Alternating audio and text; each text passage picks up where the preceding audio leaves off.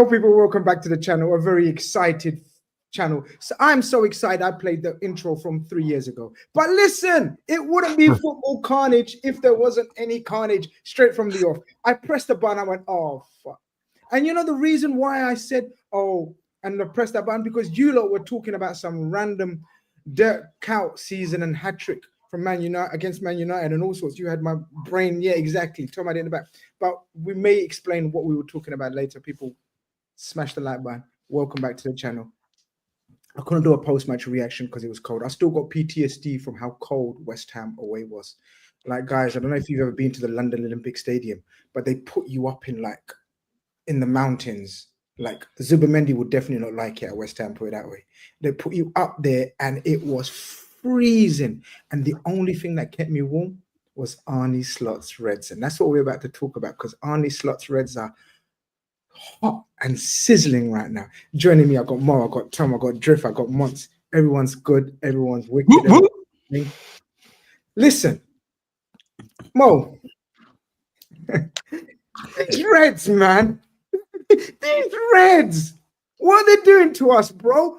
Like, we're celebrating Christmas, we're celebrating New Year's, we're celebrating titles already and shit. We're looking at, when are we starting the song? When are we going to start saying, and now you're going to believe us? Because it's getting closer and closer and closer. How close are you? I'm very, very, very close, honestly. You can see the smile. I've been smiling all season, honestly. I can't stop grinning. It's insane. Arne Slot, man. Wow, what a manager. Honestly, hope we get some time to talk about him as well. But the irresistible Reds, we were irresistible against West Ham. We was irresistible against Leicester as well, and Spurs and everyone. Honestly, we're going to be singing that song very soon, in my opinion. Up the Mighty Reds.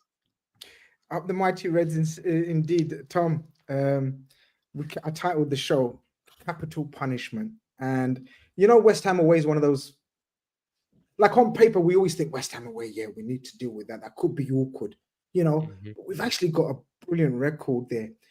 I wasn't nervous at all. I don't know what you was like with West Ham away, but did it match your expectations or the levels of nerves that you had before?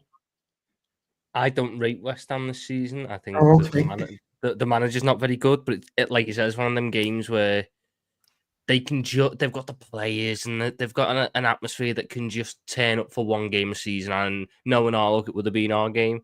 And then we just went out there and just sort of went, no, not today. Not today. You had your little moment, you had your little attack in the 5th minute. You're not getting anything else off us. And we put them to the sword in the most clinical manner you could have. And that's the big thing about us this season. It's been clinical and ruthless. We've not given teams the chance to get back into game. We've not given teams the opportunities to punish us for mistakes because we're not making those mistakes. When we're battering teams, we're battering teams in every sense of the word. We're dominating them on the pitch and we're dominating them on the scoreboard, and that's really what matters. Something that we weren't necessarily taking advantage of last year. This year, Arne Slot and his little tactical setups and the way he's getting the best out of certain players, it's ridiculous. And I mean, we were talking off stream about all the permutations and stuff in the league. And the fact of the matter is, we've dropped 9 points so far this season. Wow, that's it, 9 points. And that's in any competition because we are still 100% in the Champions League. And I saw a crazy stat about Arne Slot today. In the year of 2024, Arne Slot as a manager has only lost one game, and it was to Nottingham Forest. There's no wonder that game keeps him up at night. Hasn't he won 41 of them out of 51 games? 41 as well. Something like that, 41 or 42. Wow. 41 wins, 51 games. I heard it was 60 something games he's played, one loss. I don't know. It's ridiculous anyway. Either way, it's crazy. Either way, it's bad. One loss. Evening, everyone. Dinesh says, hope everyone's had a great Christmas. Suj sends in a super chat and that big up Suj, man. Arsenal fan, but a realist. If ever I've seen one. One of the more tolerable Arsenal fans. You know, there's about 6 of them on the universe. He's one of them. Big up Grizz, the panel in the community. Hit the likes and subscribe to the entire panel, people. Putting my bias aside, support the community, man. Yo, big up, man. Thank you very much. Big Country says big up, lads. Big up yourself as well. Drift, man. Yeah, this manager, like, I just love the way he's handling business on and off the pitch. And obviously, we're going to talk about things off the pitch as well. He's just got this. I'm going to say it, guys. I'm going to say it. He's got this aura about him. I hear you. It's like his counterpart was known to have the aura about him. This guy has got it, bro. Guys, would you agree with me on this? Yeah. Before I lord over our bad boy manager, he looks younger, brighter, fresher, cleaner, better looking in the 6 months he's been here. Whereas I see a certain brother over at Old Trafford who's only been here for a month, and he looks worse than Obama after 2 terms in the office in America. So I'm just wondering what the situation, what's in the water in Manchester, because I can't lie. I mean, it's coming through the roof. Pause. But look, our manager is just on a whole nother level, and it's great. I have absolutely no shade towards the Liverpool fans who had a little bit of trepidation, because that's understandable. And life after Klopp was always a worry, and we had no idea what the situation would be. We really didn't. But after I did about a week's worth of due diligence on this man, when it was announced way back, due diligence. Yes. I was excited. I was excited. I remember having conversations with Matt, and Matt was like, "You're excited, Drift?" I was like, "Yes. This guy looks like the real deal." Like, of course, I'm devastated that Klopp's going, and that's going to take a minute. But this guy looks like the real deal. Like, he really does. Like, I'm excited. And even I couldn't have foreseen how good he was going to be. And I was one of the more optimistic, super excited people about this season. I said we'd win the league. I didn't think that we would be this impressive, though. Do you know what I mean? Like, this is crazy. And I still think we've got to pump the brakes on the song. Okay. We still got to pump the brakes on the song. I'm gonna let everyone know. I'm gonna let everyone know. I'll let you lot off the leash when it's time. I'll let you know. Not yet. Do you know what I mean? Not yet. Can I just add this when you said Drift's gonna be the one who let the dogs out? It's gonna be Drift. Drift lets the dogs out. Yeah. I'll let everyone know when it's time to go. But no, I think our manager has got tactical depth. I think he's got people skills, but I also think he's got a ruthlessness about him. I love that. Do you want to know what Arne Slot actually is, guys? He's the perfect combination of Rafa Benitez and Jurgen Klopp. That is literally what he is. He is actually the perfect balance right between the two. I always said, if you could have given Rafa Benitez Jurgen Klopp's man management, he'd be the best manager you'd ever seen in your life, because he had the best ability at knowing exactly what to do to tweak, to beat the opposition based on what the situation was and the personnel we had. That's a mad hybrid. But he couldn't keep people happy. That was the problem with Rafa. He didn't know how to keep people happy. Rafa had to sit down at his dining room table with a spreadsheet, figuring out how to spread 17 million across a team when he had flipping my man at Chelsea spending billions. Do you get what I'm saying? Like, that is how good Rafa was, but he didn't have the skill to deal with people as well as he needed to. Slot looks like he's got the perfect balance. He actually looks like he's got the perfect balance. That hybrid that you said, the combination of them two. But listen, Mons, people are saying, P60 saying Mons is about to light up the show. He's already said he's going to be unbearable. I mean, how unbearable? And like, this is like bubbling up inside us, isn't it? And it has been, because we've had to endure a whole heap of madness. Because we know we've been bad. We like, as in good, as in real bad boys, but we know there's been this juggernaut that might even be stripped of certain titles, accused of cheating, accused of cooking, accused of all sorts of charges or whatever, accused of, that's going to look really, I don't know how it's going to make you feel. Like, that's going to hurt me, because we know in that period, we were as good as them. Just 1 point twice. But the way we're going on right now, is that why you're going to be why are you going to be unbearable? That's the question. There's many reasons why I'm going to be unbearable. First of all, before I answer that question, just credit to Drift with that analogy there, like, because it feels like the best possible situation. Do you know how hard it is, guys? Do you know how hard it is to have a legendary manager at a club who is loved by anyone and everyone within the community, and to take over and actually hit the ground running and still keep the boat steady. You know, we haven't. Who's the last manager to even do that? Can anyone remember? Because it's probably before my time.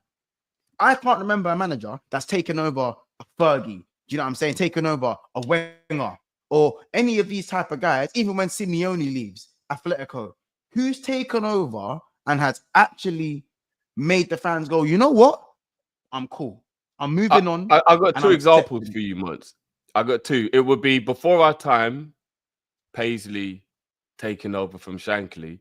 And in recent times, it would be Luis Enrique taking over from Pep. He has to get credit for the way he did that. Because he done the match. Yeah, he did do the matching at Barcelona. Was Enrique straight after Guardiola? I'm sure Enrique was I thought there was a couple guys in between. No, there was the guy that took over, who I believe passed away, wasn't it? Oh yes. Sorry, you're right. Tito Villanova. The guy who passed away. But before our time, definitely before Monts's time, it was the Shankly to Bob Paisley, and it was very similar stylistically. Just a bit of context for the younger lads in the chat and ladies in the chat. Basically, Shankly was Klopp. Shankly was like the emotional man, the man management, got the whole city united and like one big force. And then Paisley came in and just handled business like nothing happened. He was a quieter guy, just like Slot. Didn't like the limelight, didn't make much noise, and just won a whole heap of tins, a whole heap of pots. Paisley's the best manager in British history. We just won trophy after trophy and after trophy. And you know what? If that analogy has like any more comparisons to be made soon, then I'm going to be a happy man, because if he turns out to be as successful as Bob Paisley, but I hear you, Mons, I hear you. Apart from that, in our modern era, we've just seen disasters when the likes of Wenger or Fergie left, right? And then, by the way, Grizz, the disasters are still going on. United have been a disaster since that year, you know, since the year Fergie left. You know, Arsenal haven't won a major since Arsene Wenger. This is my point, where this is why we're normalizing what Arne Slot is doing when for a Liverpool kind of no, rivals are normalizing now. Rivals are normalizing what this man is doing when it's not. Like, this is like the best scenario. It's like having a great relationship that eventually had to come to an end, and she sits there and goes, as long as you're happy, I'm happy. And even the new missus is happy. And you're just like, well, what are we, you know, I can't stop smiling right now. I can't stop smiling. This man, for me, even when he makes mistakes, I'm happy. Do you know why? Because I know he's gonna rectify it. This is the confidence. Bro, it's gonna burn him up inside. How many times has he mentioned Forest since the mistake? How many times has he mentioned? He mentioned it yesterday. He mentioned it yesterday. Oh, guys, this is only the beginning of the Slot as well. He's only been here for a couple of months.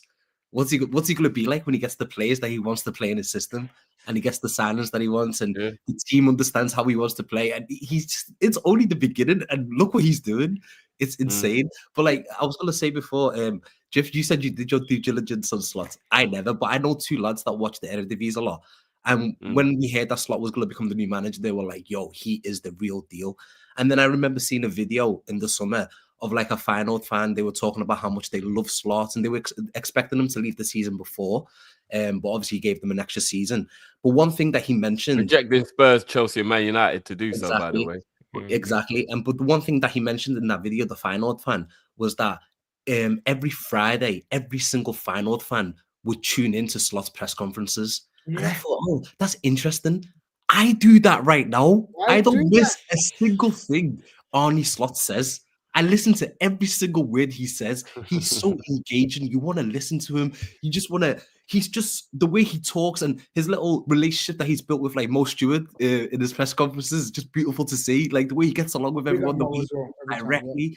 Yeah, he's just incredible. This is only the beginning. Let's see. Oh my God, I'm just so excited. Do you know what's incredible about what Arne Slot's done? He's made rivals rewrite their own narratives, because going into this season, 100%. Liverpool were done. Salah was finished. Do you remember that?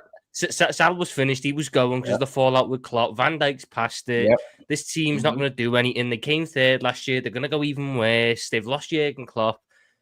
And then we didn't sign anyone. That just went even more so. And then all of a sudden, we get to where we are now, you know, just a 8 points clear at the top of the league with the game in hand, and all of a sudden, he should have done this. Look at the players that he's got. Mhm. If he didn't do this, we would have been asking questions. But this is what Mons was saying, like, or Mons started off saying, first of all, have you got your stuff back, yeah? Yeah, just big up that driver, man. We need to shout that big him up. Shout him out, yeah.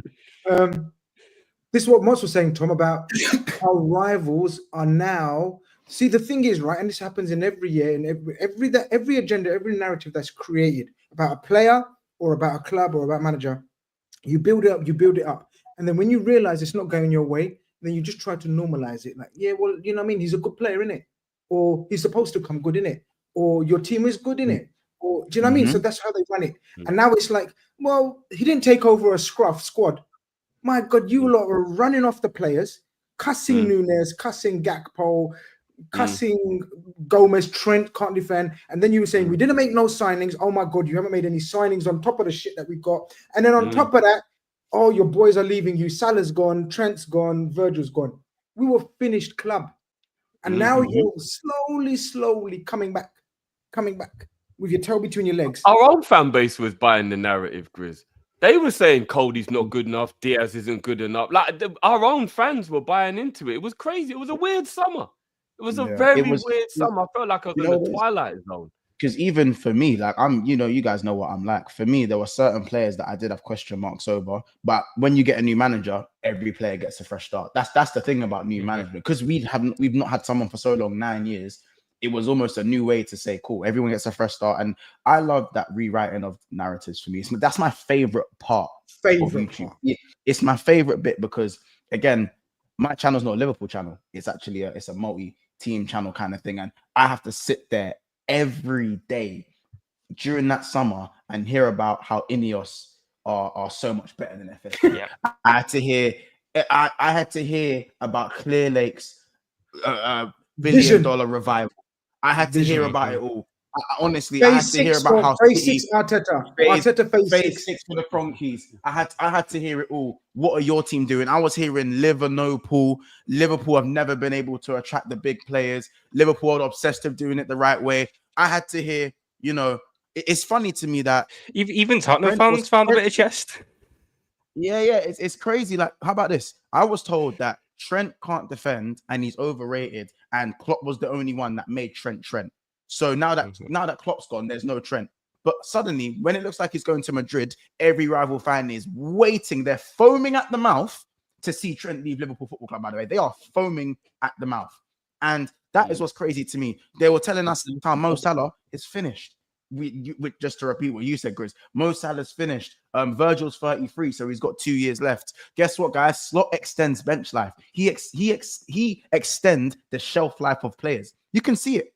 Players that look like they had maybe 1 year left, now they got 3 years left, in my opinion. Virgil can play in the system for another 3 years. I don't care what anyone says. Virgil doesn't need to break stride. Salah, he presses without pressing. He doesn't have to break stride. He's adapted his game. He has longer shelf life. This is why the contract is so important. Trent is suddenly defending well.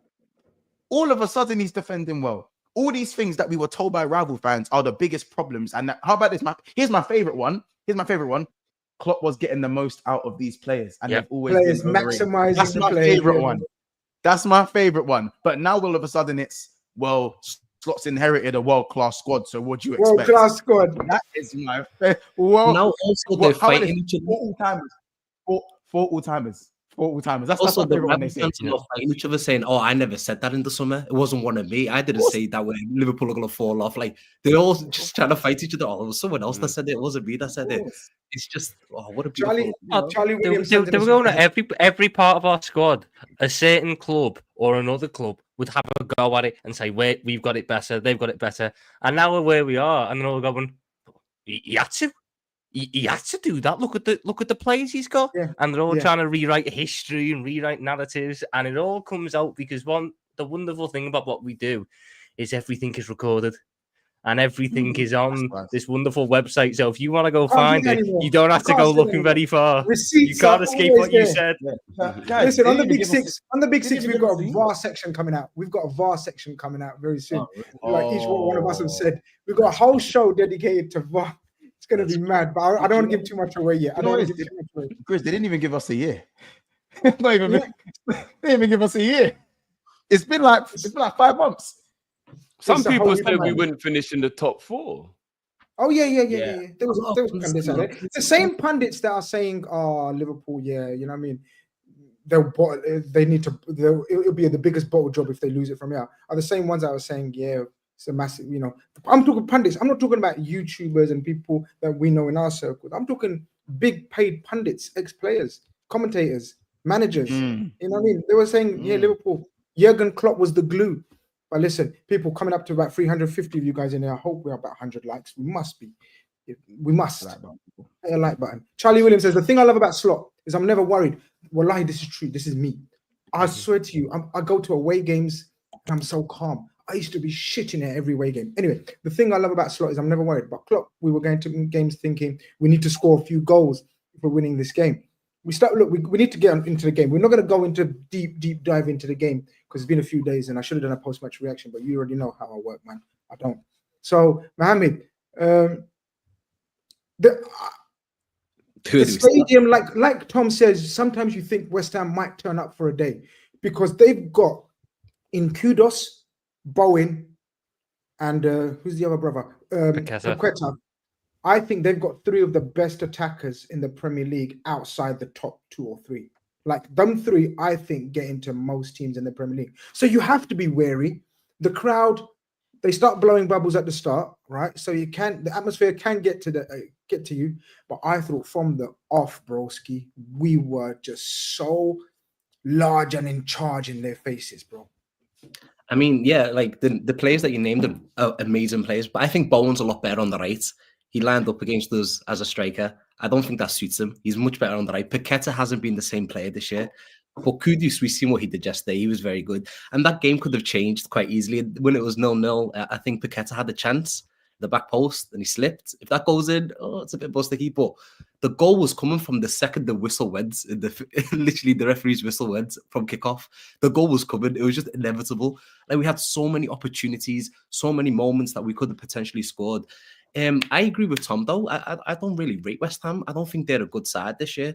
I don't rate their manager as well. The manager is just, he seems like a brain fuck. Like, literally, honestly, he seems chaotic. I remember going to the Liverpool game in the League Cup and we beat them 5-1. I was just looking at him and he just looks so frantic and chaotic, the way he's screaming at his players. Like, there's no calmness. And then you look at Slot and how cool, calm and composed he is. That's the kind of person that you want on your sideline. Didn't Lopeteguis pull his hamstring in the League Cup game against us earlier this season? Yeah, he did. Yeah, he did. Yeah, he's the one. Yeah, he's the one. Putting hamstrings and conceding 5 is crazy. That's the 3rd time in a year we put 5 past West Ham, by the way. That's honestly how frantic he was and chaotic. The guy's just a nutcase. Honestly, so I didn't really rate West Ham that highly, but of course, anything can happen. As you said, they've got good players. And it's obviously away from home. They've always got a better chance away from home than if it's at Anfield. But nah, man, this team is unbelievable. We came out on fire from the very start. We could have scored 2-3 goals within the first 15 minutes quite easily. If it wasn't for Areola, that game could have finished 10+, and that's not even taking the piss. Guys, deep this, and help me here. So Spurs, we scored how many? 6. And it should have been a minimum 10. Yes. No, we're not exaggerating. We're not. Look, you're right. That's not even mad. No, we're not exaggerating. Mm-hmm. We're not mad. We could have scored 10, right? Yeah. West Ham, we scored 5. We most certainly could have scored 9, 10. Mo could have got a hat-trick on his own. And who's the other team that we scored? Oh, man, I can't remember. But that's like literally 2 away games where we could have scored 10 goals each. Do you know how crazy it is right now? And I want to ask, I'll probably come to Tom first, because obviously the selection-wise, I think the only dilemma we have at the moment is who do we play, the 3rd midfielder and the 3rd striker? Well, actually, 2. I think Salah is the nailed-on one, and the other 2 could be anyone, right? If they're all on form and fitness. Or is it? Have we found our strike force to pretty much play the majority of the big games? Is your strike force basically now, when I say yours, I'm talking to all of you lot, is your strike force Gakpo, Diaz, and Salah? there's a Portuguese man yeah. who just sticks in my head that I can't rule out in big games, and he showed it again against West Ham. He gets one chance and he buries it. I've always been a big fan of Jota. I feel like he's going to have a big part to say in the rest of the season in all competitions for us. So I can't have the confidence in nailing that front three on. I think it's the most fluid front three we've got because Diaz and Gakpo interchange so well, and Salah can just sort of ghost out wherever he wants on the right then, knowing that Diaz and Gakpo will do the covering on the other side and everything can shift over in one way, and it looks really well organised, that setup. I tell you what, it's lovely dilemmas to have. Brilliant. I can't believe I've got to pick who to go without Curtis Jones or Dominic Szoboszlai. That's one of the best tough decisions you could have. Both of them are brilliant. The only negative to come out of that West Ham game was the Joe Gomez injury. Yeah, that's the only negative. But I thought Quansah, when he came on, I probably his best performance of the season. Not that he's had many performances, but yeah, he got through that. Yeah. I think perfect game for him to come back into, wasn't it? Because he wasn't put under a lot of pressure, so he could build up his confidence. By the end of the game, he's making forward runs and pinging 50-yarders. I'm like, okay, maybe Quansah's slowly getting back his confidence because we know he's a player.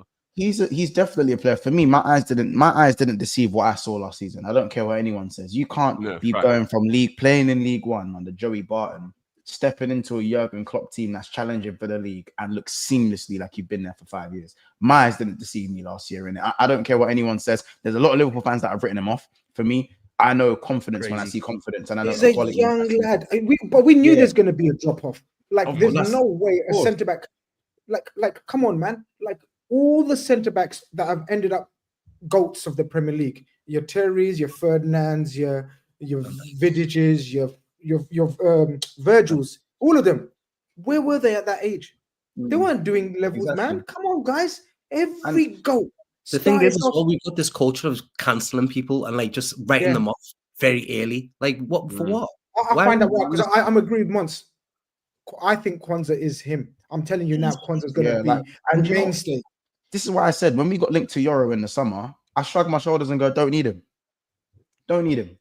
Yeah. And for me, I had a feeling that if Quansah was to have a few bad games or if he was to make a mistake, because let's be honest, the stakes are high with Liverpool.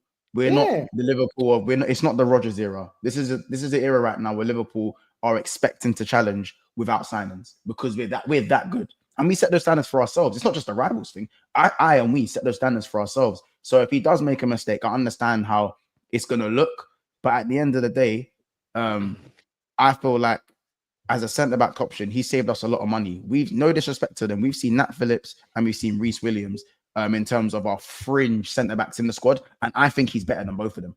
I think I think he's even got traits. I think Joe Gomez is still better than him because of his experience. But he's got traits that I like that he actually has over Gomez. Like certain traits that he has on the ball that I think a lot of defenders don't have, that Quansah seems to do very seamlessly. He goes on mazy runs a little bit like Joel Matip. He's got a good first touch. He can pass the ball very well through the lines. He's very forward thinking. It's just because he's young, he's got that lapse of concentration sometimes, which I think needs to happen to you for you to grow. If he doesn't have any lapses of concentration and then he hits maybe 24 and it happens to him and everyone piles on him, then like it maybe might become too much to kind of be like to kind of handle at a big club. For me, as I said, I think he's better than Lenny Yoro, and I didn't think we needed Lenny Yoro. And of course, one of them has conceded 3 or 2 goals every time they played. So yeah, man, I don't really. Lenny Yoros can stay at home.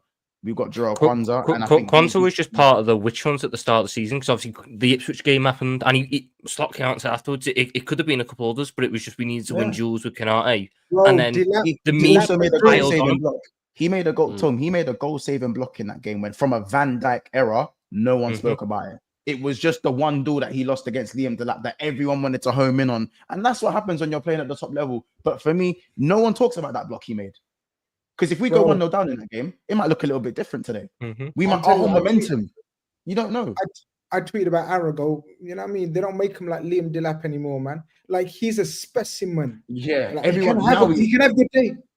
He can have a day where he bullies a certain man. Today against Chelsea. He just dunked on Chelsea today. Ruined them. They were scared of him.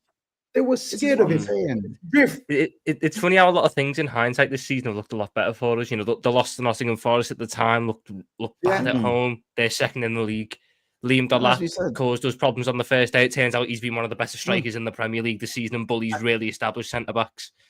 And as we said, even the eye test merchants over at Chelsea today, maybe they could have used some GA today.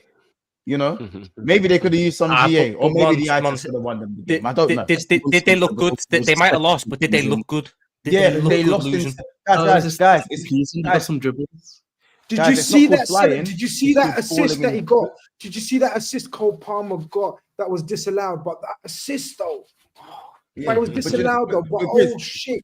Grizz, do you guys remember in Toy Story when when Buzz is flying and he goes, "You're not flying, you're falling in style." This is Chelsea. That is Chelsea right now. They're not flying; they're just falling in style. I just don't know, man. But let them listen, guys. Let them, man. Let them, man. Listen. Let them fall in style. You not can lose in an ass. I tweeted at the start of December that brace yourselves because the new Premier League champions will be Arsenal and Liverpool. And we know Arsenal and Liverpool on social media is big. Like we got the biggest social fan media base they have as well. They probably got the most vocal, you know what I mean? So, and Chelsea were like offended. Why are you just ignoring us? Why are you not talking about us? Like this is pure salt. Sometimes listen to me always. I would say, Drift, Liverpool should have been 3-0 up. Like that Mohamed Salah chance because Gakpo was cooking from the left, man. Talk to me, man. Who stood out in that first? Like it was a matter of time before we scored, didn't it? Like it was a matter of Salah should have been on the score sheet twice. I thought Areola's come in. You know what happens, innit? Areola, a new keeper comes the in. backup comes in, and all of a sudden they have the blind. I thought he's gonna have man of the match session, man, on our head. Man. Like that save from Salah. Like I only watched it back when I got home. I thought his head or something. Like, but he actually saved it. Like Salah should have scored. Yeah, it's a very good save. Very good save. But you know that goal, it was a little bit lucky, but I love that football Diaz plays when he's playing up front. Like he's got it's like a slalom type. He plays wall passes, I call them. Yeah. So that could have easily been a Jones reverse pass to him, what he was trying, but instead it falls to him, it puts it away. Diaz in the central nine, have we found the Sadio Mane last season type scenario here? Yeah, I mean, I think anyone who watches Colombia will know that he plays a very similar way for Colombia, and he's very good for them. He's their leading talisman. So it isn't like a revolutionary thing that Slot has done by playing him there, but he's smart. He's figured out that there's a way to play him differently, and he's utilizing it, and it's brilliant. So I don't mind. Like Tom said, you can't ignore Jota. Jota is that guy. Like if we're not going on form and we're just going on pure ability, the only finisher in the league better than Jota is Son, in my opinion. Isak. And maybe Isak, maybe because Isak looks good. I still don't think he's a better finisher. I'm not saying that they're like worlds apart, but like Jota's the type of guy, left foot, right foot header, no matter what, one chance, this chance to save your life. I don't want to jump to Jota in the finish yet because you don't know how. I had the biggest. I don't want to get there. Sorry. Yeah, no. So like, let's let him get fit first. You can't ignore Jota, but I think it's horses for courses. I think even the person that everybody hates, Nunes. It depends what team we're playing, what the situation is, what period of the game we're at. There are loads of different scenarios where I feel like everybody in our team can and will be important at different times. I'm still not giving up on the fact that Chiesa at some point might be able to come good for us. Like we're not talking about a player who's lacking talent. We're talking about a player who's lacking fitness. Chiesa is one of the best right wingers in world football if he can get himself fit. So even that as a sixth choice in our forward line is a great weapon if we can somehow get him fit. So I think our forward line is purring and our forward line is brilliant. And I had to argue with a lot of people about this during the summer. And I don't like doing the revisionism and all that and pointing fingers. I'm just confused why it was happening. And now I'm wondering if people are realizing why they were being silly about it. Gakpo's not good enough. Diaz isn't good enough. Okay, well, the talent was there. The eye test was there. They just weren't doing the GA numbers stuff, which everybody's obsessed with. Now they're doing the numbers as well. Hopefully everybody realizes they are good players. And Very we good, should have yeah. battered them. Like you said, Areola turned into like even the Southampton keeper the week before, pulling off worldies, and then look how crap he was the other day. Like, what is it about goalies when they play Liverpool where they're just are they trying? Is it an audition that they want to play for us? I don't know what it is, but they turn into the best goalie you've ever seen in your life just to play us, and then the following week they go back to being crap again. And we should have beat them by like 10, 11. You're right, but I'm glad we're saving the goals. Let's not always do the 10, 11 goals. Let's just do 5 goals for each game. And we keep, you know what I mean? Let's not do the 10 in one and then 1 in the other. Let's just keep I don't know. doing the 4, 5, 4, I 5. might take an 8 or 9 in the next game and then take a couple of ones where it's just 2 or 3 after that. Oh, yeah, Chris United. Yeah. I hear you. Man City with the other team you was looking for, because we should have beat City 8, 9, 10 as well. We absolutely that's battered. it. Oh, yeah. Absolutely battered City. We should have easily won that game. But do you know what that one was? That one was like a slow, painful death. The City one. Yeah. Like, I wanted them to suffer. Bullied them. I don't want them we giving up a 3-0 and ref and then Pep making subs. No. 90th minute, I want 2-0. You know what they did to United? Where I think you asked the United fans what was worse, the 7-0 battering or that 2. I think it was when they beat them 2-0, and they were like that United game was demoralizing because they treated it like a training session for 90 minutes. Yeah, like NG, big up slow. NG, man. Comes on a call-in show. He says, I like this. Drift, Mons. He says, Klopp found a way to shift his focal point from Studge to Bobby when he arrived. Slot shifted from Darwin to Jota. Now Diaz. Good managers find a way to build around the most reliable ones. I think Gakpo. I think Gakpo is his first choice left winger. And I think he loves the way Gakpo is instrumental in the way we play football now. And Gakpo should have had an assist to his name, but then he eventually gets a goal to his name. So Salah uses his brain because the ball goes on the top. He's offside. Instead, he veers inside, stays onside. Diaz finds him.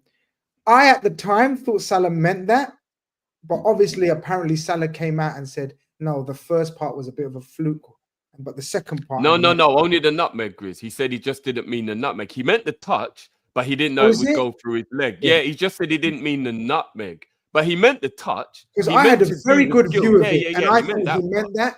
I had a because he checks his shoulder. He checks his shoulder before. Yeah, he did. And he checked. Yeah, he just didn't mean to put it through his leg. Yeah. He didn't mean the nutmeg. So he meant the nutmeg was a bit fluky. Yeah. But he just said going through the legs wasn't meant. But he meant the touch to go around the player. Yeah, he meant that part. Yeah, he meant that. And Gakpo's left with a tap in once, but Gakpo for me is balling right now. We spoke about Diaz plays there for his national team, and Slots recognized that. I think he's recognized that for Feyenoord, where he saw him up real close in the Eredivisie while he was at obviously his club. He saw him for PSV, while he was at Feyenoord. He knows all about Gakpo for his national team and his club team. He's realized he's not no false nine, all this business. Gakpo is, I believe, our first choice left winger right now. You good with that? For me personally, I think Gakpo is the first choice left winger. I think Diaz at left wing was killing it at the start of the season. Yeah. But Diaz, as we can see, we thought Gakpo was the one who was very diverse, false nine. We've seen him at centre mid. Klopp's kind of moved him all around. But yeah, if you look at Diaz, through the middle, he's just very positive with his first touch. He looks, how can I move forward? Is it a forward pass? Can I take on the defender? For me, I think it's a nightmare for any back line. So I definitely think Diaz is the best option even up front for us. Because if you look at the biggest games, who was up top against City? Diaz. He was up top against Real Madrid? Diaz. Who was up top against Leverkusen? Diaz. Hat trick, by the way. So it's like in the big games, pedigree, a lot on the line. I do think that is Diaz's spot right now. But Jota at any point, we know what he's capable of. And I like the fact that Jota is kind of in and out because I don't have that. I'm always going to have fear that his hamstrings are going to explode. But I feel like Slot is better at managing minutes and managing fitness. 100%. And as you can see, players are, of course, yes, Joey's gone and that, but he's injured for now. But you've got players slowly coming back. We nearly have. I think if Joey didn't get injured, if we lasted another 2 or 3 games, I think Konate would have came back and we would have a fit squad for the first time in a long, long time. And when's the last time we could have said that? When's the last time we've been able to say that? So I'm happy. And Gakpo's found his shooting boots. People have always said we need more goals from him. Like what Drifty said, we need more goals. And I like that Gakpo is feeling. You can tell he feels ruthless. Yeah. He just feels ruthless. You know when Drift was talking about Slot looking younger and vibrant since his time here. Yeah, I see a total different person as well, and build and aura about Gakpo as well. I'm sorry we're using this aura, people, like non-Liverpool people in the chat. Say what you want, take the piss that you want, but we are a club that is all about aura, and you're feeling it right now. You're seeing it right now, and you're gonna believe it right now as well. Mm-hmm. But this Gakpo fella, you know where it was once? He's 6 foot. He's 6 foot what? 6 foot 2 or something. I don't think he played like a 6'3" player last season, or at times. This season, I'm 6'3". I've been doing weights. I can run powerfully with the ball, and you give me a little bit of a space to shoot. I got the hardest shot in European football as well. Like, I think he's got a bit of he's playing his size now, if you know what I mean by that. Yeah, because you remember a lot of the Dutch, there's these Dutch, some of these Dutch players can be very tall, but they're not very physical. If you look at Gravenberch's 6'2", you know, he's the same size as Fabinho, he's 6'2". Gakpo's 6'3", but these guys are technical tall players. They're not rough, tough, you know what I'm saying? Players that are always trying to get dirty. And that's the thing about Gakpo that I always wanted to change. I feel like sometimes he'd go start games. He didn't really want the physical battle. I'm like, bro, look at how tall, bro. If you hold someone and run, they'll be running with you. You'll be holding them. How many times have we seen that since? Players hanging off him. Yeah, bro, and that is that for me is what I needed to see, and now you're seeing that physicality. Even Gravy Boat. I look at Gravy Boat when he plays. By the way, best midfielder in Europe at this moment in time in form. Argue with your aunties. Right now, when Gravy Boat plays, he wants all the smoke. He wants the 50-50s. Scares me a little bit, but he wants the tackles.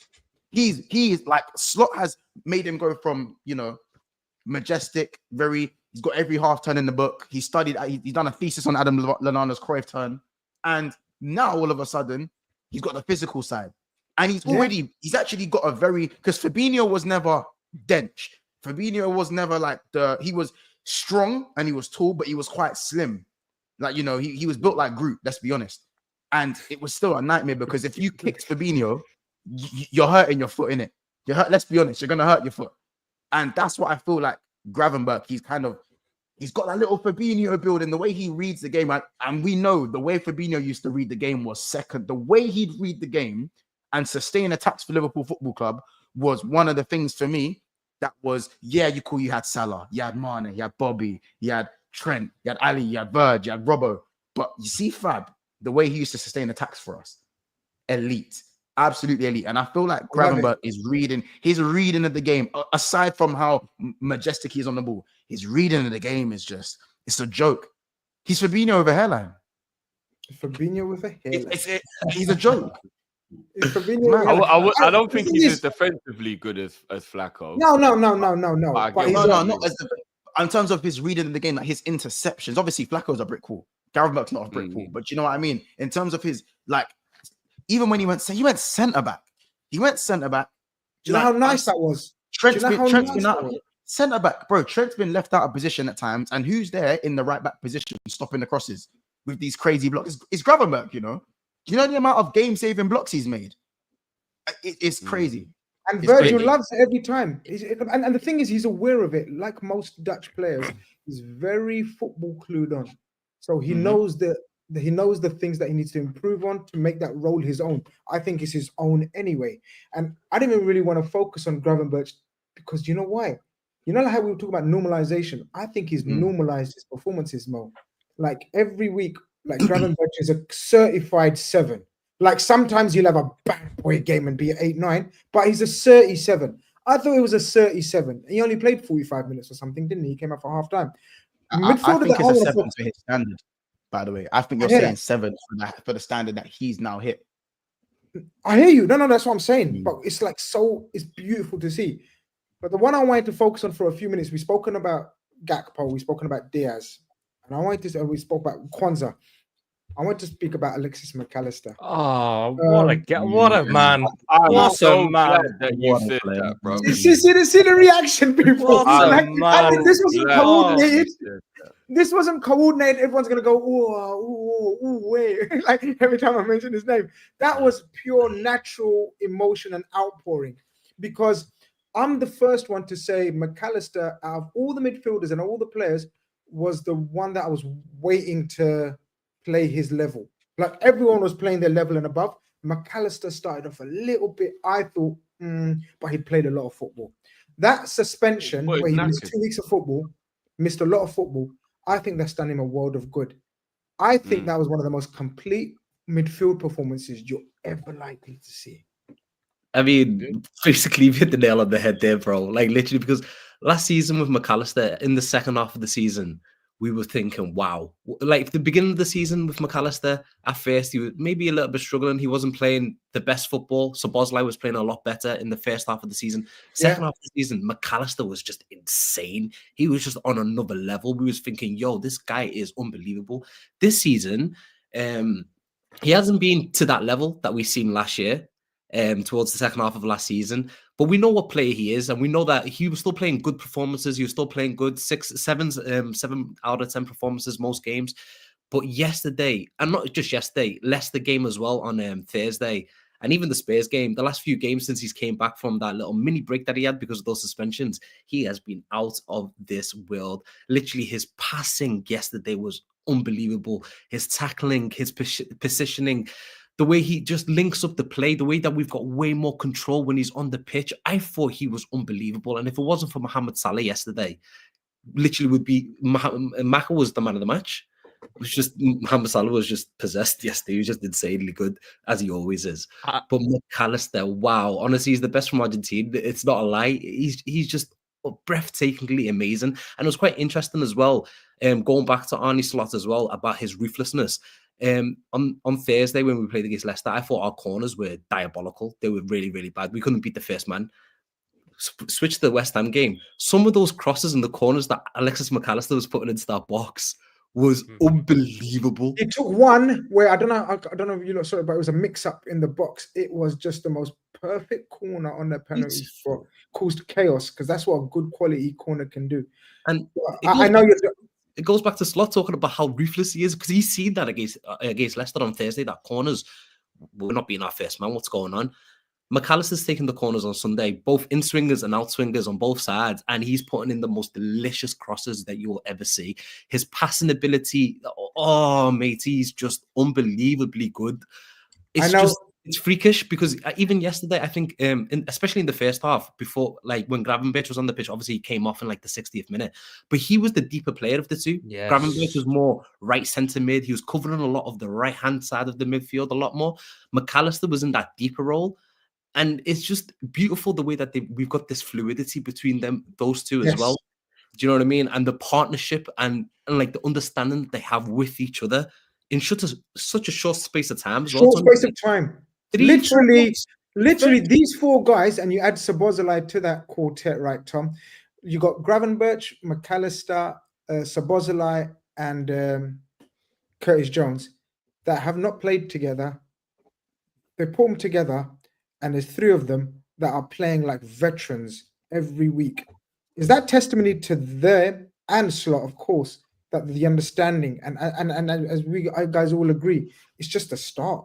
It's just literally just the start of their relationship. Like our famous boys, our big boys, Gini, Fabinho, and Hendo and Milner played for years together, hours and hours of training, and then they perfected that trio and to become the best team in the world for 18 months. These guys are just literally at the start. I know he was dying to come in on the Macca chat, but you can add Curtis Jones to that if you want. I think the midfield setup that you got now, I also need to pick up Endo. I love Endo. I know he's not brilliant. I know he's not necessarily long term for the football club, but I just love him. And I thought he actually done really well when he came on, just doing what he needed to do. And I think that the football club right now has a perfect balance in terms of midfield options. The mad part to me about the midfield is we've seen very little of Harvey Elliott this season. And I don't feel like we've missed something because everyone else has picked up the slack, so that when he's back at 100% ready to contribute, it's just like adding another string to the bow. Alexis McAllister, I feel like I do get the point of he didn't necessarily start this season as well as the end of last season, but I feel like the end of last season was kind of him having to put the team on his back at points 100%. and being the driving There's force. mitigating circumstances. Yeah, for sure. At this point in the season, it was kind of like, you can calm it down again, Mac. We don't need you dragging us through games again. And he had to just sort of refine that balance a bit. The break's done him great, and the past 3 games, that's McAllister for you. He helps Gravenberch, and then it gives you this wonderful little thing where you can pick between Jones and Szoboszlai. If you want to go kill a team in a press, Dominic Szoboszlai will do it.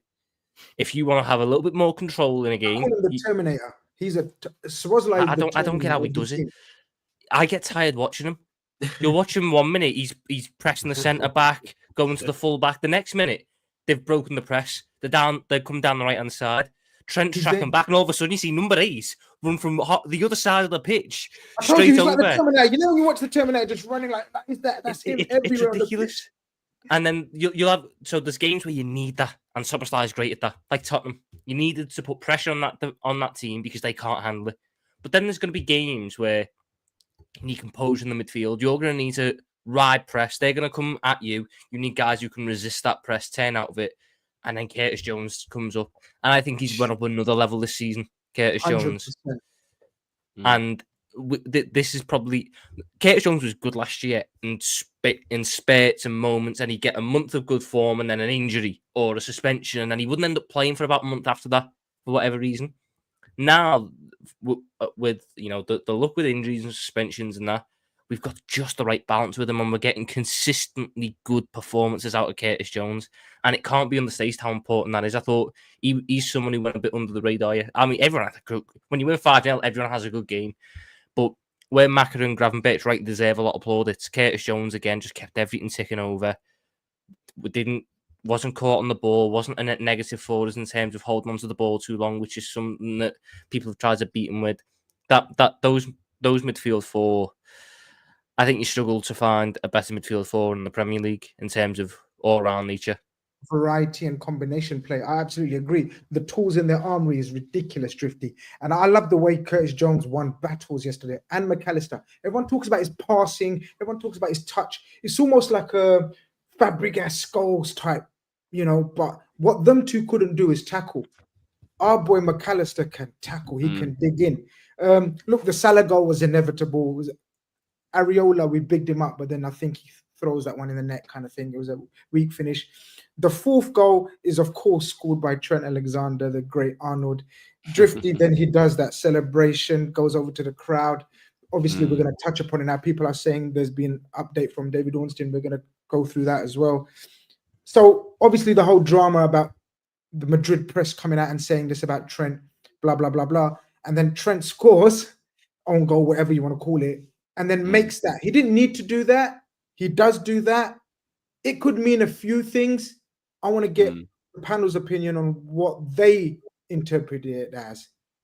I mean, not to go back on the thing, just quickly on the Jones thing. I think people sleep on the fact that Jones is a superb presser of the ball, intelligence and timing. I really think it's being slept on. I think it's really being slept on. Really being slept on. I love that kid. On the Trent thing, I don't know. I still believe all 3 will sign. I'm gonna need a little bit more actual facts before I start thinking otherwise, rather than just being people saying things and whatnot. You can interpret what Trent did in a lot of different ways. You can literally say that he's saying, keep talking to the haters. You could say he's saying, keep talking to the Liverpool fans. There's loads of different ways you can look at it. I just hope the boy remains sensible. And again, it's his life and he can do whatever he wants with it. That's a fact. 100. The club do definitely bear a large portion of the blame if these contracts end up with these players leaving for free, because they should have had their ish together and it shouldn't have got to this point. All of those things are true. But you still have to be responsible for your own behavior. And Trent will not and should not get away with going to Real Madrid for free.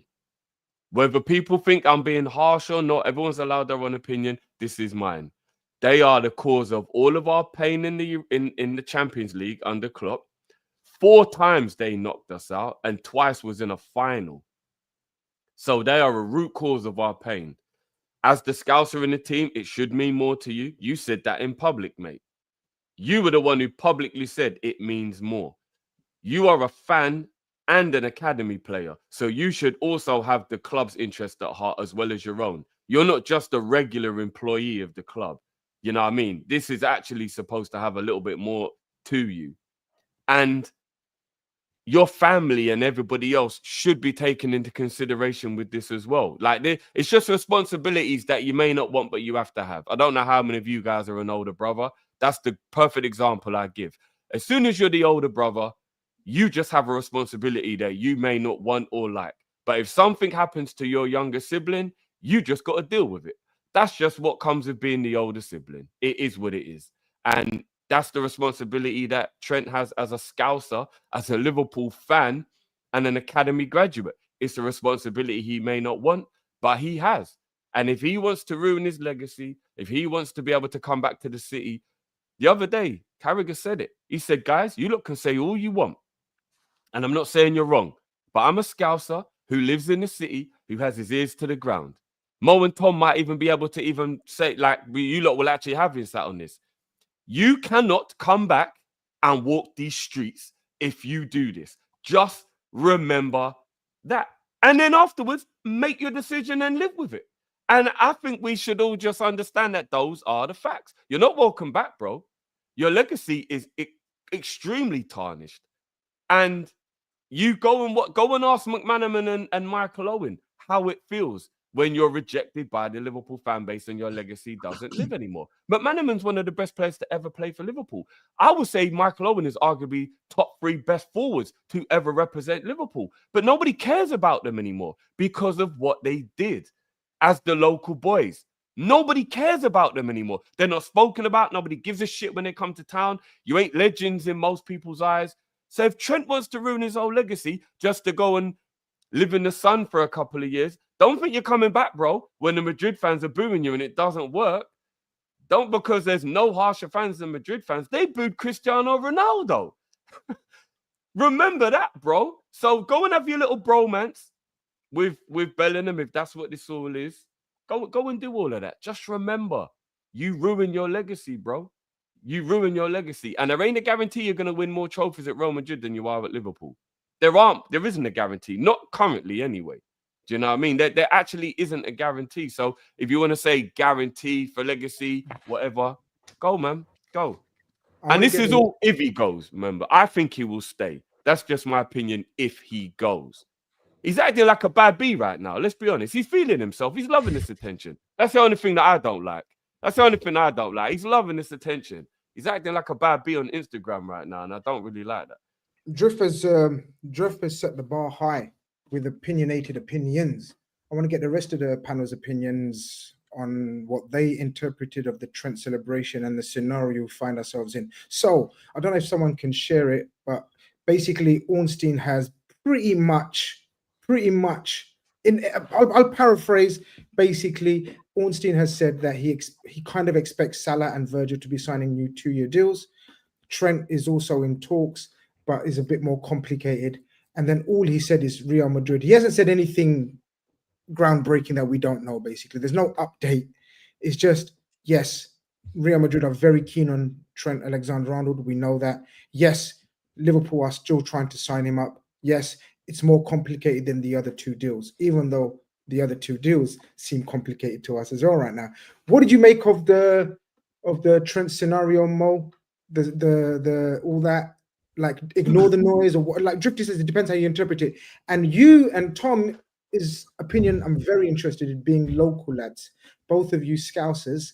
So Mons and Drift will have different perspectives. So it's great that we're going to have all different perspectives coming from different angles. So Drift is old. Drift, don't mind me when I say this, but you know, we're older generation Liverpool fans, yeah. So me and Drift are coming from, we know what it takes to be a Liverpool legend legacy. Mons is coming from a young and up and coming opinion. Like, yeah, man, like right now, this is how we're gonna feel about it. And you guys are local, so I want to get your opinion as well. Let's say the two scenarios: if he goes and if he stays, or what, all that business. I mean, with the first thing with the celebration, obviously Drift nailed it on the head. To be honest, it's open to interpretation. We don't know what he's talking about with all of this stuff. It's a sticky one because I'll consider myself in the older generation as well, to be fair. It's been a very long time since I've cared about players leaving the club and being heartbroken and emotional. Do you know what I mean? Like, it doesn't really bother me to that extent anymore. If Trent left, it would bother me. It would really, really hurt me because of everything that Drift just laid out there. He's a Scouser. He's an academy graduate. He's the vice captain of Liverpool Football Club, soon to be the captain of Liverpool Football Club. On this ascendancy that we're going on at the moment, being top of the Premier League, being top of the Champions League, he could be our captain for the next. Well, when Virgil, after his contract finishes, he could be our captain for 5, 6, 7 years. Do you know, like, his legacy could be just absolutely insane and could potentially even overtake the great Steven Gerrard. Like, that's what it could potentially happen for him. So, like, him leaving would really hurt me. It would really, really, really, really hurt me. I hope he comes to his senses. If he's got any thoughts about going to Real Madrid, it's a toxic club. Look what they're doing to Mbappe right now. They were screaming his name for years, and now that they've joined, the other day I was sat right next to the Real Madrid fans in the Champions League game. I was in the lower Anfield section, right next to the away fans, and literally they were looking at me. I was giving them a stick the whole game, but they were looking at me saying, "I effing hate Mbappe." And it's been like less than 2 months that he's been there. Yeah. And that was their dream signing. That was their dream signing that they were chasing after for years. All it will take for Trent is to make 1 or 2 little small errors, or 1 or 2 like a Rafinha to dribble past them. Do you know what I mean? Something very small, and these toxic fans will just get at him. I don't think I'll go as far as saying his legacy would be completely tarnished. It will be tarnished, but not completely tarnished, because he still won everything with Liverpool Football Club. So he's still got that in the bag. But you made a very good comparison with Steve McManaman. Like, McManaman, he should be revered as a Liverpool great, but he's not. No one talks about him. No one's really asked about him. Literally, in Liverpool, no one cares about McManaman. But if Steven Gerrard was in Liverpool City Centre right now, the whole city would stop. Literally, the whole city would stop. Every car that's driving past would stop. Everybody who's doing something in their shops would stop. If McManaman's walking down the streets, they'll just be like, "Oh, there's McManaman." So that is the levels that we're talking about right now. Trent, I hope he just comes to his senses and he can just continue his legacy with Liverpool Football Club. And when his career's over and he's got Premier Leagues and Champions Leagues and all the likes, but at the same time, he said recently that the one thing that he wants to win the most is a Ballon d'Or. Even that is just weird. Like, why is he even saying that kind of stuff? It's the team sport, but that's besides the point. So listen, let him shoot for the stars. I hope he comes to his senses. It will hurt me a lot. But I don't, I think he will sign. I think he will. I think he will eventually come to his senses. Before I come to Mons and Tom, Drift and Mo, are you saying it's going to hurt you, the fact that it's Trent and he's leaving Liverpool, or the fact that it's going to be on a free? And does that influence your decisions? That makes exactly. it. So what I'm going to dress it up. What I'm going to dress it up as, okay, let's say the scenario is he had 2 years left on him and they're offering 100 million and he chooses to go. Are you still feeling? I'll be honest with you, even if we was getting 150 million, I'll still feel the same way. I don't give a damn about him. Honestly, I really don't. Like, obviously, it would be nice if he was guaranteed to leave the football club, then obviously let us get some money. But at the same time, even if he left for 150 million, I would still feel the same way about Trent leaving Liverpool Football Club. I wouldn't have the same admiration for him that I do right now. Because why are you leaving us? You're meant to be our captain in a couple of years. You're the Scouser in the team. We sing about you in the COP every single game. We love you. We stood by you during the dark times when people were giving you stick that you can't defend and all of this. We've been by your side. Liverpool Football Club has been you. He grew up in West Derby, literally around the corner from Anfield. He grew up in West Derby. He was a ball boy for Liverpool Football Club in the 13-14 season. He is Liverpool through and through. Do you see what I'm coming from? He is Liverpool through and through. I don't care if he left for 150 million or 3. It still hits the same way. He shouldn't. I hope he doesn't do this. And I hope he comes to his senses. And I think he will. I hear So- everything Mo's saying. Don't get me wrong. I think like the overall arching feeling will pretty much probably be the same for everything Mo just said. I just feel like it will hit. You see the free, like it'll be like the difference between finding out your girl's cheated on you and walking in on her cheating on you. Like it's like it does hit different. The outcome's the same, but it does hit different. Do you know what I mean? Like I watched flipping. What's the flipping Roadrunner at Timo? Timo Werner signed a new contract at RB Leipzig with a buyout clause to make sure that the club got money for him because he was one of their academy players and he didn't want to do them dirty. That's Timo Werner. But We're talking about a scouser who's going to let go for free. Like, no, it's not on. That's not on Trent, though. That's on FSG. And listen, I've never been an FSG out kind of guy, but that's on FSG. But what if they offer him a contract and he just rejects it because he wants Madrid? Then it is on Trent. No, but at the same time, if they offer him a contract and say, listen, stay for a year and then go sign for Real Madrid, who knows if Real Madrid, that contract's still going to be on offer? Who knows if Real Madrid are going to offer 100 million? They won't.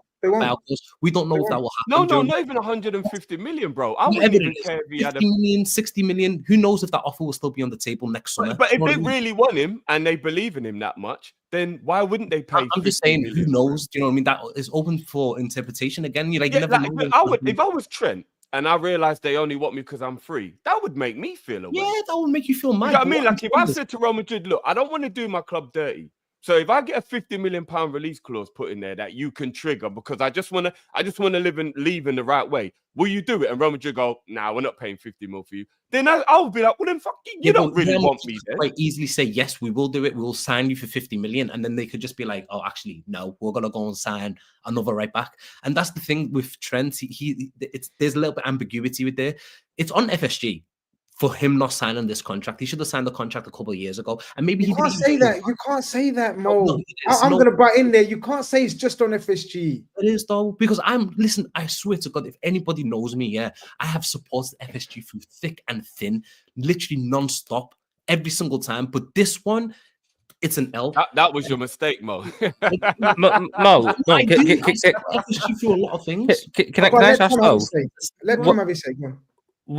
When was Trent supposed to sign this new contract? Because this is something that I've been trying to figure out. Because he signed his most recent deal in 2021. So that was when he signed the most recent deal. He signed it with all the other players, Van Dijk, Robertson, Fabinho. It was noticeable at the time they didn't do 5 years when most of the others did, but it's by the by. The year afterwards, you don't really give out new contracts a year after one because, the only time I remember us doing that is for Salah when he got 60 goals and assists in the first season. He kind of went, going to have to pay you big boy money now, aren't we? The year after that is probably the window where it should have been done, but we had too much going on upstairs. We didn't have a director of football. There was murmurs about the club being sold. There was all this, that, and the other. What wasn't a stable environment. And then I think probably internally, the club knew that Jurgen Klopp was thinking about leaving, and then it comes out in the January, so we can't sign in the January because no footballer is going to sign a contract in the January when the manager's leaving. Interesting. I hear it's never really lined up in that sense for it to just be like that is the exact point where you should have signed it, and it's 100% their fault. Because to me, look, I have strong feelings on it. I don't look at it as Trent and Liverpool. Because I don't look at Liverpool as just a football club. I look at it as Trent to the fans. There should be loyalty two ways. Liverpool fans have shown Trent loyalty like you wouldn't believe, as they should do with any player who wears that Liverpool shirt. Any scout who puts on that Liverpool shirt, there's a loyalty shown. Trent has been battered by the media pretty much from the first minute he stepped on the pitch for us. And the one thing Liverpool fans have never done is turn. The one thing Liverpool fans have always done is back him against whoever it is, whether it's Sky, whether it's, the BBC, whoever it is, pundits alike. Trent has been back to the high hills.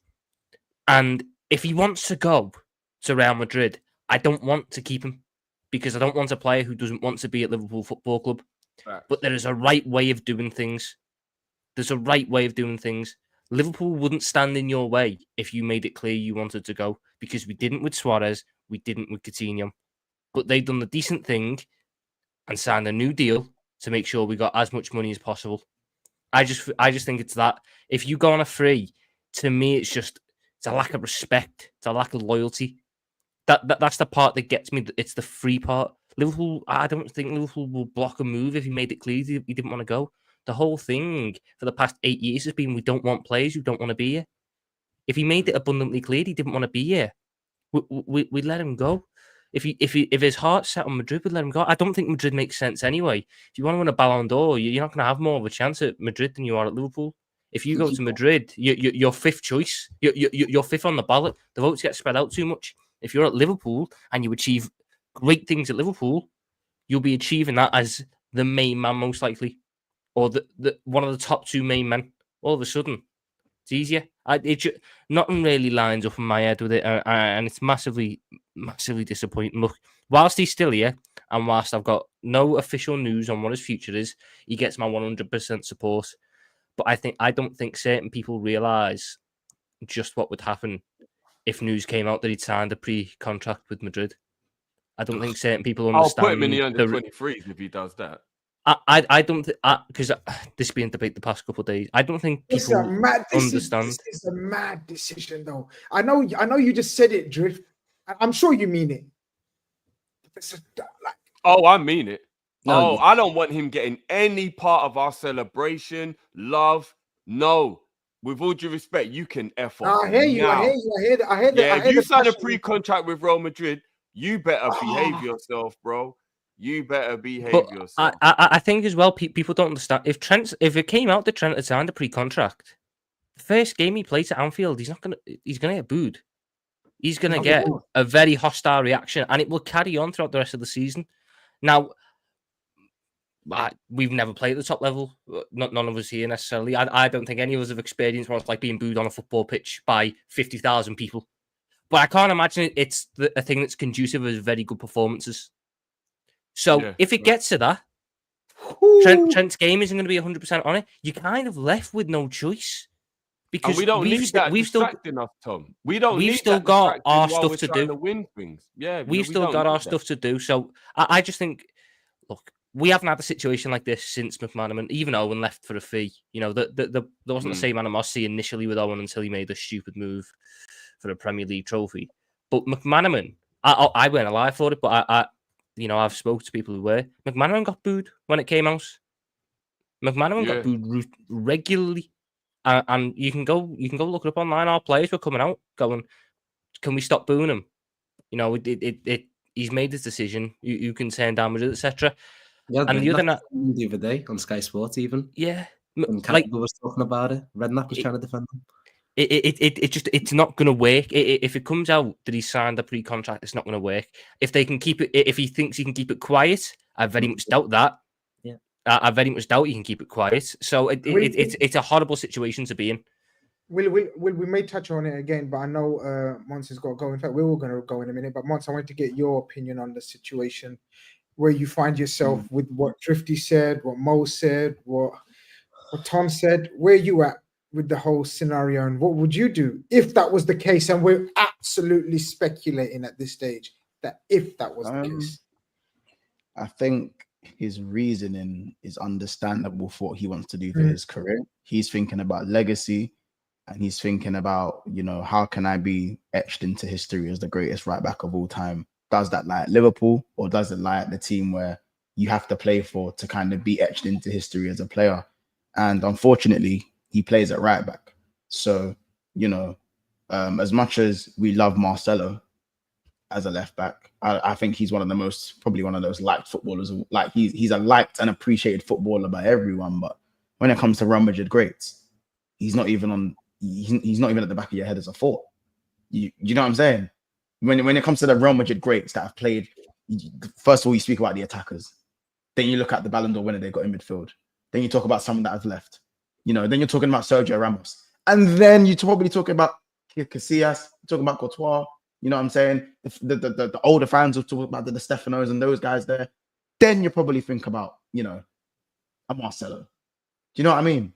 Carvajal's doing great. But let's be honest, he's a right back. And I'm not diminishing football conversations, You got Roberto Carlos as well, by the way, just in the chat. Like I'm not diminishing the position, but what I'm talking about is he's setting a bar for himself that is incredibly It's insane for a right back. And I'm never going to cap someone on what they can achieve. That's not what I'm trying to do here. I'm just saying, look at what you're saying and what you want. In terms of being the first right back to win a Ballon d'Or, you're going to have to be a lot better than you think at Real Madrid to make that happen. Because even if you have the season of your life, it just takes one of the attackers to have the season of their life. And they will be getting those. It's a double-edged sword, Mons. If Trent would have to get assists, which means someone's getting goals, the Ballon d'Or voting always goes to the goal scorers. Trent legitimately has to score a goal like Zidane in the Champions League final. He legitimately, that ball has to be dropping out the sky 30 yards, and he has to volley that on his weaker foot top corner for people to even consider him a challenger for the Ballon d'Or. So again, it's a similar concept for me. Where I sit with it is, if he leaves on a free, he didn't exist. Trent didn't exist, unfortunately. Damn. He leaves on a free, didn't exist. That's where I stand in it. Grealish left for 100 million. Yeah, he's etched himself out of history. It's true. Yeah. It's actually if true. If there's no that right back that played corner taken quickly Origi, it's just I'm glad that bit doesn't have Trent in it. It's just quickly Origi. That is what it would be for me. You don't leave Liverpool. Bro. I'm not even Scouse, bro, but you don't leave the club on a free. You don't leave the club on a free in the middle of a season where, let's be honest, the real test for Slot will come when these guys leave. When Verge, Salah, and Ali are no longer here, that is the real phase one, whatever wants to call it. You are the leader of that. Trent is supposed to be the leader of the new era, the new phase, the post Salah, Verge, Ali, all these guys. The final of the last of the legends, and the new phase. That is you. Do you know what I'm saying? That is you. And so for me, and that doesn't mean Trent has to spend Nelly saying, it was only just a dream. Yeah, bro. Trent, and that doesn't mean Trent has to stay at Liverpool for his whole career. Trent is 26 or 25, I believe. So for me, even if he gave us another contract and he left at 29, when there's still time or something, and for a fee, I can actually look at that and go, you've actually given us like 10 plus, like, do you know how many years you've given us at the top level? I can sit there and go, that's cool. And that's not to say he hasn't given us years at the top level now, but you're the vice captain of the football club. The captain isn't going to be here for more than another. We don't know how long Virgil's going to be here. So for me, you want this? You want to be at the top? You want to be etched into history? Lead this team. Lead the team. You're not going to lead at Real Madrid. You're going to be another pawn. You're not going to be a rook. You're not going to be, you know what I'm saying? You're going to be just like what Klopp said to Coutinho, just another player. Another player at the end of the day. Look at Mbappe. Learn your lesson. Lesson. So for me, as glitz and glamoury as it seems, I'd never stop. I said, we're never going to block blessings and whatnot. And Liverpool always find their way of replacing players. But for me, Trent has it is on a knife edge with him right now. He can either be someone who can do no wrong and can never be seen in a bad light. I think I agree with one of you. I was going to say, one of you said that he can become a bigger legend than Steven Gerrard. I actually agree with that. If he stays, because he'll definitely win more than Steven Gerrard. So I agree. I was going to say also, like, in a different level, crazy. I was going to mention Raheem Sterling. Although he's not a Scouser, he left Liverpool at a time when he was like one of the best young players coming up. To this day, whenever he plays against Liverpool, that lad gets pelters. To this day, this lad gets pelters. I'm just thinking to myself, imagine if Trent goes to Real Madrid and next season we play against Real Madrid and he comes to Anfield. What will happen then? What if he signs a pre-contract and we get Real Madrid in the knockout stages this season? Yeah, there you go. This is it. But this is, and you know what it is? Conor Bradley, run it back, run it back, Conor. You know what it is? It's for me as well. I think it's the embarrassment around the club, and forget us as a fan base. Let's take ourselves as fans out of this. The embarrassment of this kid. We have fought for this kid in debates. Jurgen Klopp has fought for this kid. We have made enough sacrifices. Trent, for a long time, was the system. You know what I'm saying? He was the system, and I've said, listen, I've gone the dark route and said what would happen if he really was to just leave on a free. But listen, man, if he stays and he signs a contract, for me, he can be in those Gerrard conversations and above. 100. For me, he goes into that category where he can do little wrong. He can't do much wrong, because when you've won everything for your club and you're going and you're trying to lead the club to even greater things, again, and don't get me wrong, I still think the club owe it to Trent to invest. That's another thing, because I can understand where his mindset is, because of what's happened with the board and whatnot. I understand where you kind of look at things and go, will the club, I know Real Madrid's going to invest, I know Chelsea's going to invest, I know Man City's going to invest. Will Liverpool surround us with the players and the gal on the squad that they did when I was coming through the academy and Jurgen Klopp gave me my debut? Can we repeat history? And I know that's probably playing on his mind. And I actually think personally, he was more out than in at the start of the season. But now that we're 27 games in for the season, no comps or whatever it is, and we've only lost one game, I think not just Trent, but the other three are looking at it like, well, there's more to be won at Liverpool. There's more to be won. Yeah, that's what makes it worse, bro. He'll You know, be jumping ship when things are on the up. That's what makes it worse. If we were fighting for top four, I think Trent. I think not just Trent, but I think the other two, it's looking spooky for them as well. If this is why I gave Slot. Slot has saved us to a degree that we do not understand. If we stunk out the gaff for the first half of this season, all three of them are gone. They're gone. Literally. If you're Van Dijk and you're 33, you think you're trying to be fighting for top four at Liverpool, you can sign a pre-contract with Madrid tomorrow. Do you see what I'm saying? Same with Salah. The man ain't got years left. And Trent's obviously Trent. So these men would be out the door if we didn't body everyone the way we bodied them this season. This is why I said Slot is on a different pedestal. You don't sit with no one else right now, because he might have just saved Liverpool from a longevity point of view. He might have just bought us another 2-3 years of absolute stardust. And this is why I think Trent probably looks at that and goes, yeah, like, well, you know, I've seen Phil go. We've seen, you know what I'm saying? While Liverpool were going to the very top, and we got to the pinnacle, we got to the promised land. We beat them 4-0, and we got to the promised land.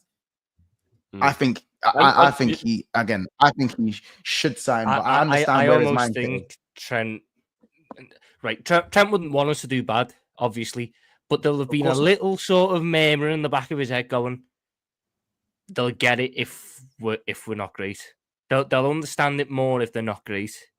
But the fact we are where we are, I think the best team on the planet, and to make it even better, we beat the team that wants to sign him without him in it. All that put together, I think he's now coming. I don't know. My excuse ain't there. The excuse ain't there. You've got to look at it from the other side. I agree with him. I think the timing of our greatness or resurgence has fucked up his brain, bro. The way he's thinking. No, but guys, I agree. Well. I think Trent was gone. I believe Trent was gone. At the end of Klopp, Trent was gone. That final day of the season, in my opinion, Trent and his camp. But guys, isn't the true I definition think Slot of has love and changed loyalty? his life, our life, and his philosophy and his way of thinking. And I think Trent's having a hard time thinking about this now. I believe that. I think he stays. You know my opinion. I still think he stays, and I think it's 70% down to Slot. The true definition of love and loyalty, though, guys, is: are you rocking with me when I'm down? I don't really care when you're rocking with me when it's up. It's fun. It's easy. So I don't know. You know, if he'd have left us when we were playing poorly, it might have actually reflected even worse on him, because it'd have been like, you're jumping ship when we need you. You're one of the talisman. You're one of the linchpins in the team. And then you want to duck out when we're not playing well. I think he's in a lose-lose in that regard. Like, I don't actually think there would be a right time. But if he wants to talk about legacy, go and tell him to talk to Gareth Bale. Do you think going to Real Madrid gives you legacy? That boy scored winning goals in the Cup final, the Champions League final. They don't give a shit about Gareth Bale. Go and ask him to go and talk to Gareth Bale about legacy. You don't get legacy at Real Madrid. There's very few people who leave Real Madrid with legacy. That club don't care about you. They really don't. He's got a point. He's got a point. They really don't. It's a mad Bicycle kick in situation. the final and no legacy. It's a mad situation. We don't want to end. We don't want to end the show on a negative. We don't want to talk about, Trent leaving. We're going to keep the vibes positive all the way to the end. It's been a mad show. 600 of you guys in here. I haven't even checked the amount of likes, but I'm hoping they're at least 250 likes. If not, come on, man, move up, man. Come on, move up. Mohammed just reminded me in the private chat that we can't end the show. And by the way, the other positive update of the David Ornstein, and we admit Ornstein is the GOAT of GOATs when it comes to journalism. So he's not. We look out for Ornstein's updates, and he believes Salah and Virgil will be signing 2-year extensions. So let's not all dwell on the negative or the possible negatives of Trent signing. I think all three will sign. I think we're going to win the title, boys. I genuinely believe that. I think it's some madness what we're doing and a madness what we're going to do. I think the bees might have something for tomorrow. I think the seagulls might have something on the weekend as well. But we're going to have love business. But Man United. Hobbs and Shaw. You don't know about Hobbs and Shaw. We send them Weimar. Oh, you know Hobbs and Shaw. Listen, guys. Just wait on it. Just wait on Hobbs and Shaw. I'm telling you, this is going to be. I've been saying this Premier League season is the wild, wild west. They still have the best home record in the Premier this season. Oh no, they got beat by Newcastle in it. So, no, they've got it's us and them who have the joint best, but we've got like 2 goal difference better than them. They're still right up there. It was Forest. G-Tech Community Stadium. It's the wild, wild west, like I've been saying, but we are the sheriffs of this wild, wild west. But the biggest sheriff in world football right now is that brother right there. No, not that one. He is the big. Yeah, he's a big chef as well. That one right there. Mohamed Salah, people. We have to end on a big smile and talk about good things in life. And Mohamed Salah is one of the best things that's happened to me in my Liverpool life. Just a quick couple of minutes on this guy. Like every week is certain records being smashed to bits. Why? And we're not going to talk about what he's done and what he's done. I just want to ask a very quick question, and I want to get a quick opinion on all of you, and then we're going to wrap it up. Mo, why doesn't he get the respect that he deserves? Oh, good question, man. The political answer, or there's 2 answers to that. The raw answer, the real raw. Whatever's in your heart. He plays for Liverpool. He plays for Liverpool, and he doesn't look good on the eye, so you can't be a good footballer if you're not. No, but looking the thing is, if you can't make a 10-minute comp about you with some little samba music in the background going ooh da da da da da da, because you can't be a good footballer otherwise. Goals and assists don't matter, because who wants to win games? You just want to have your little comp that goes on YouTube at the end of the season. You might not have got European football, but do you know what? Did the team that beat you get 200k views on a comp? They didn't. So who's the real winner? But that's the thing, Tom. I don't understand it when people say he's not enjoyable to watch, because I'm sat there smiling whenever I watch him play. It makes no sense to me. It just comes down to one thing. It's Liverpool bad. It's because he's a Liverpool player and he scores ridiculous amounts of goals and he's getting ridiculous amounts of assists. I've even got the shirt on. He's my namesake. It's Arabic, Mohammed in Arabic. His name's Mohammed Salah. Ghali in Somali means expensive. This guy is worth his weight. Oh shit, does it? Ghali means expensive in my language. He is an unbelievable football player, and right now we are witnessing an all-time, boys. He's going upwards. We're talking about people go downwards. He's a 32-year-old right now, 32-year-old, and he doesn't look like he's slowed down. He looks like he's getting better at the age of 32. He looks more complete as a footballer right now. It baffles my brain how anybody cannot rate this demon of an absolute beautiful sensation of a football player.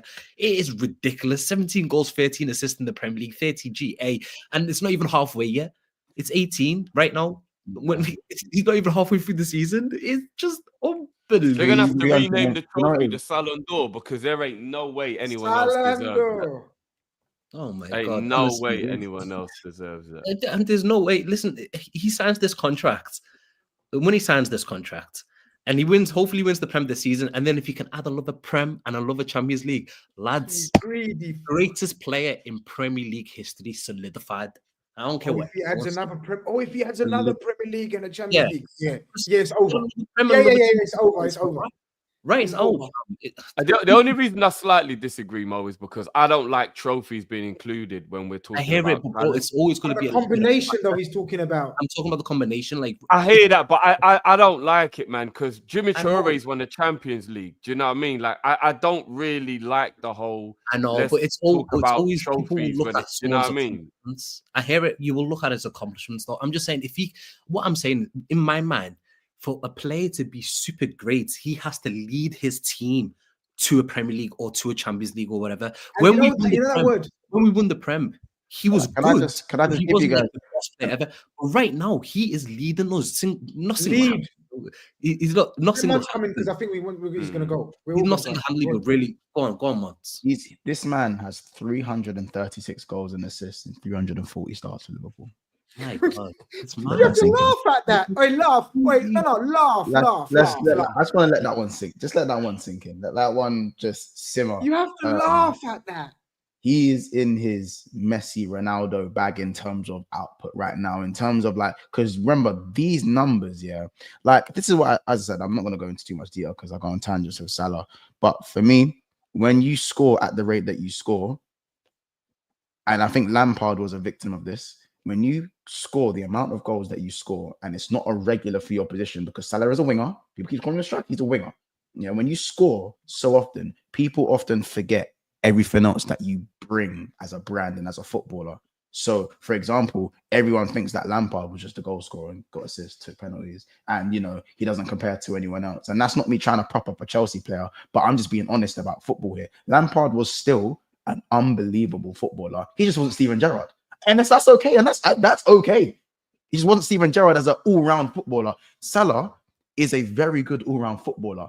He's just not Neymar. Listen, if Salah was Neymar and had his numbers, then he'd be Messi. He'd be Messi. He'd be Lionel Messi. He'd literally be Lionel Messi with an afro. I think the football world has let Cristiano Ronaldo and Messi break the expectation of football. What Salah is doing is something I don't like. Again, I said we never see something like this after Suarez, but here we are. Here we are, Mohamed Salah, innit? But but 8 years in a row. Yeah, 8 years in a row. You cannot argue with someone who, and again, I blame Bruno Fernandes, but people keep diminishing scoring goals and getting assists in the final third of the game. You can't diminish it forever when you're doing it at this rate. At the end of the day, attackers are supposed to what? Score goals. Win you games. Score goals, win you games, make things happen. Who's making things happen more than Mo Salah? Or he's actually making things happen at a 99.6 rate production. So I know he's producing every time he starts. He's producing at a 99% value. 99%. That is what this man is doing. He's producing 99 of the games he's starting in. So do we believe anyone will ever be able to take over Henry then? Because he's obviously universally known as the best. And I think because he was aesthetically pleasing, it will always kind of be that way in people's minds. Do you get what I mean? Like I personally think, and I loved Henry. I think Bergkamp is a better footballer than Henry. But Bergkamp will never be seen the way Henry was the brand, though, weren't he? So Henry kind of was the face when the Premier League sort of got its boom. So right as Serie A was sort of struggling a little bit, when the Premier League got to it, it was Thierry Henry, the long sleeve, the gloves, and it all became a brand about Thierry Henry. And I'm not diminishing the footballer he is. Mont said it best. You have an attacker on the pitch to score goals, get assists, and win you games. And there is simply no one better in the Premier League in the last 20 years than Mohamed Salah at that. And that's what matters. And every stick, every name that has been brought to the argument when it comes to Mohamed Salah, he's answered, and then he's put them to the side and blown them out the water. The stat I saw yesterday, Mohamed Salah this season has as many games where he got a goal and assist as Eden Hazard did in his entire Chelsea career. He's got more. He's also beat his best goal scoring record in all comps in 3 months. He beat Suarez's start of the season. Suarez 13-14 is the most ridiculous season I've ever seen from an individual footballer. Salah output-wise has beat that. He's output-wise beat Ronaldo's Ballon d'Or year in terms of the GA. So Ronaldo got 30 GA, or 20 GA, sorry, at the halfway point of that season. Mohamed Salah's on 37 at the same point. Like, if any winger in world football finished the season with Salah stats now, they'd be asking for 400 grand a week. But I don't understand why. Very quickly, go on, Mom. I was just going to say, I don't understand why people diminish goals and assists. Like, what does that even mean? Like, what does it mean? Why? No, I think it is. And listen, I don't get it. Aesthetically speaking, and you know, and I often get this, and I've stopped arguing. I get tempted, and then I think, no, you know better, man. You're too old for this now. You need to do better, and don't get embroiled. But you know, when they talk about our technically gifted and all this, what they mean, he doesn't waste time on the ball. That's what they mean, guys. We've all played football at a certain level, right? And so we know when certain players in the team had the ability to do something, but they'd be wasting time doing it, where you want them to utilize their skill and the talent that they've got in scoring and assisting. The very thing, the very essence of football, which is assisting or scoring or defending, whatever the case may be. The very essence of football is not to get an ooh and an ah from the stands or from the fans. You can be like that. You can do that. But then you're not a footballer per se. You're one of those, what they call in the street artists. You know what they do? Street ballers. You know what they're called, man? There's a name for them. That's what you are. Freestylers. Alan Simmons. Freestyler. If you watch, anyone that has watched Mohamed Salah and studied him throughout his career, Mohamed Salah had all the tricks and flicks and slicks when he was a young boy playing in Egypt. And then he went to Basel. Watch him in the early days. He done all of that, what people do. What Anthony does, he could do all of that. Yeah. All the drag backs, everything. Then what he done, and Cristiano Ronaldo started off like that. You know what Cristiano was, people? Cristiano was drag backs, step overs, flick it on his chest, do head. He used to do all of that. Then Cristiano Ronaldo realized, I want to be the best footballer in the world. I want to score goal after goal after goal after goal after goal. And he changed his game. When was the last time you saw Cristiano Ronaldo beat mans and do flicks and tricks for the last 5-6 seasons? Show me anywhere where Cristiano Ronaldo has played like an Eden Hazard or a Mahrez or all of these other eye test merchants that you, and I'm not diminishing, they're all great players. Hazard is my favorite Premier League player of all time, non-Liverpool player. That's how I hire it. But tell me, Cristiano Ronaldo changed his game for the purpose of himself and realized, I want to become the best. Mohamed Salah changed his game when he came to Liverpool. At Roma and at Fiorentina, he was doing all that, twisting up players, doing this, doing that. He came to Liverpool to score goals and goals and goals, and he's done that. Do you think Mohamed Salah can't do tricks and flicks? Are you fucking stupid? Literally. Are you stupid? Do you think in a five-a-side game of football, Salah can't just twine up, man, and do what he needs to do?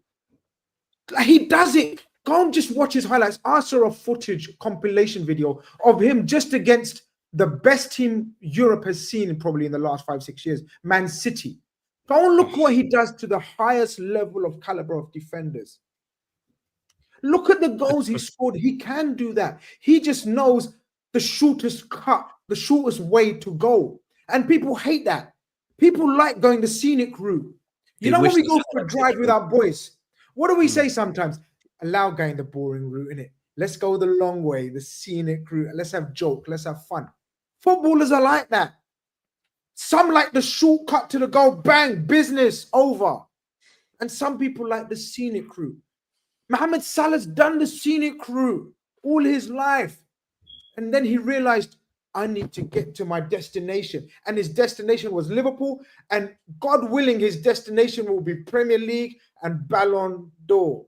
Inshallah. Because that is the but he does both though, Grizz. I think that's why I do get confused that people don't give him respect, because I agree with you about goals and assists and just wanting to get to the target, but I'm an old school man as well, and I do love enjoying football. Football is about entertainment. I don't want people who don't care about entertaining. I want people who do both.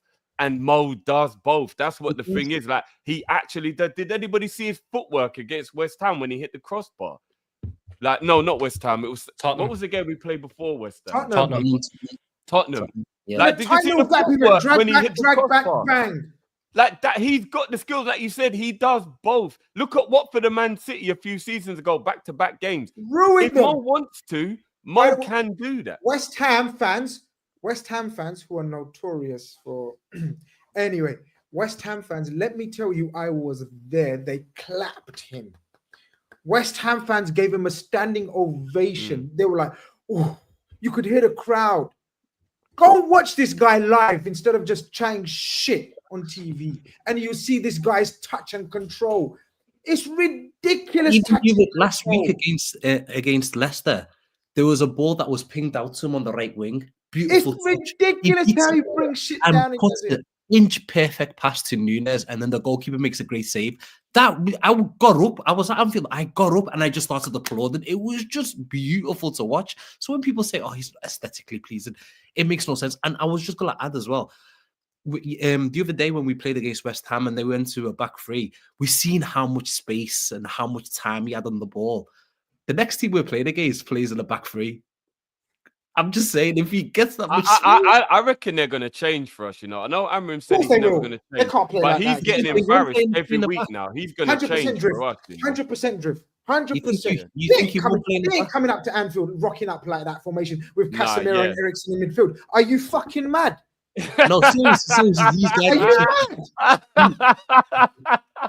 How dare you? I double dare you. So do you actually think he won't play a back three at Anfield? Because this guy... No, I think he's going to shut up shop. He can't come and get embarrassed, though. He might get sacked before he's even got started. As someone who may or may not have said some things about Ruben Amorim last season, that man will come and play his system at Anfield. He will come and play his system. He will. You think he's coming to Anfield with Casemiro and Eriksen, Tom? It might not be Casemiro and Eriksen. It might not be Casemiro and Eriksen pivot, but he will come and play the same 3-4-3. Ugarte and Mainu. Yeah, it'll probably be that. Yeah, probably. But the thing is, what I'm saying, do they even have legs? He will still play that 3-4-3, but they will sit back and defend. Like, they will try and hit us on counters or whatever, but it will be 3-4-3. We will do a preview. We will do a separate preview. Mazraoui and Dalot as his wing backs, which means they can't create. He'll play Ugarte and Mainu in the midfield. Fernandes is back, so Fernandes will be on the left. Diallo will be on the right. Højlund will be up top. And based on today, it'll be Maguire, De Ligt, and Yoro as his back three. No Licha. The butcher. No. I wish it was. But listen, we're going to do a preview for that. We had to wrap up on the Mohamed Salah situation, man. And big up Mohamed Salah, big up Liverpool, big up Slot. They're bringing the glory days back. I don't care what anyone says. I'm not getting ahead of myself. There's proofs in the pudding, man. Go and look at the table. Go and look at the wild, wild west that is for everyone else except for us. 1 defeat in 27 games of football this season. Are you fucking mad? It's mad what we're doing right now. Mons is back with us. Drifter's been with us. Mohammed's been with us. Tom's been with us. I want to thank these guys. Make sure you guys are checking out Big Six Bands. Make sure you guys are checking out Copish as well. Make sure you're checking out Tom. Tom's on so many platforms. I get tired of watching his face. And Mohammed speaks from a very passionate point of view. My Scouse Somali brother, big up Mohammed every time.